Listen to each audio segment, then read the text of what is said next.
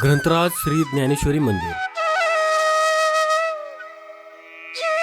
श्री हबप गोविंद महाराज केंद्र संस्थान आळंदी यांनी हे मंदिर बनवलेले आहे। या मंदिरासाठी जागा नानजीबाई खिमजीबाई ठक्कर ठाणेवाला यांनी दिलेली आहे। मंदिरामध्ये प्रवेश करतानाच आपल्याला समोर 2 हत्तींच्या मूर्त्या दिसतात, तसेच द्वारपालाच्या मूर्त्या देखील दिसत आहेत।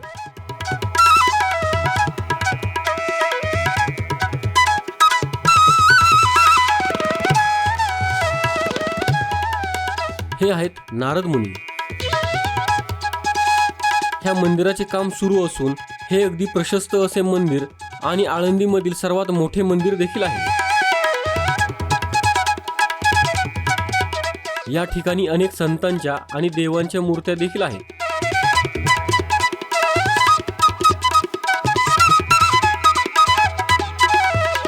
ही आपल्याला वीणा दिसत आहे। सर्व मंदिरांप्रमाणे इथे देखील कासव आहे। हे आहे वैकुंठवासी हबप गोविंद महाराज केंद्रे यांचे समाधीस्थान। ह्या आहेत महादेव, नवनाथ, दत्त महाराज आणि गणपती यांच्या मूर्त्या। ही आहे हनुमानाची प्रतिमा आणि त्या शेजारीच गरुडदेवाची प्रतिमा देखील आहे। आता आपण हत्तीच्या मूर्तीच्या बाजूने असलेल्या जिन्यावरून वरच्या मजल्यावर चाललो आहोत। दुसऱ्या मजल्यावर देखील द्वारपालाच्या मूर्ती आहेत।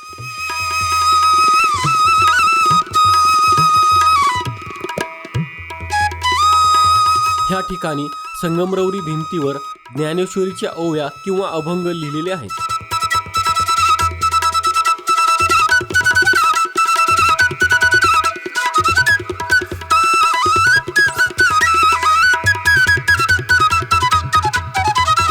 ह्या समोर काही मूर्त्या आपल्याला दिसत आहेत। ह्या अजून कुठे फिक्स केलेल्या नाहीत।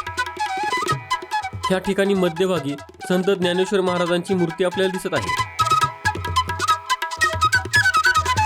वरील बाजूला आपण वेगवेगळ्या प्रकारचे शिल्प पाहू शकतो।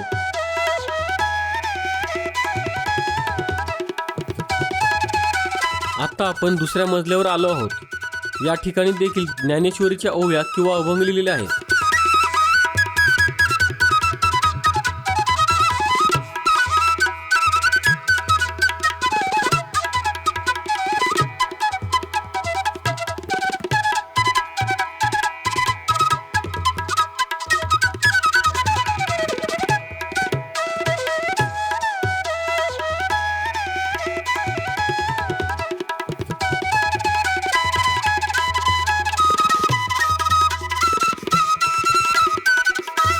इंद्रायणीच्या तीरावर आपल्याला समोर संत ज्ञानेश्वर महाराज संजीवन समाधी मंदिर दिसत आहे।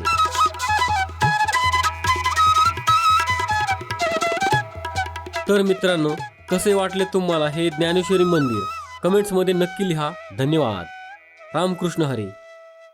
मित्रांनो, आपला मराठी नॉलेज वर्ल्ड हा चॅनल इंस्टाग्राम, टेलिग्राम आणि फेसबुक यावर देखील आहे। तिथे फॉलो करण्यासाठी डिस्क्रिप्शनची लिंक नक्की पहा। हा व्हिडिओ जर तुम्हाला आवडला असेल तर हा व्हिडिओ लाईक करा, व्हिडिओ शेअर करा आणि आपल्या चॅनलला सबस्क्राईब नक्की करा। धन्यवाद।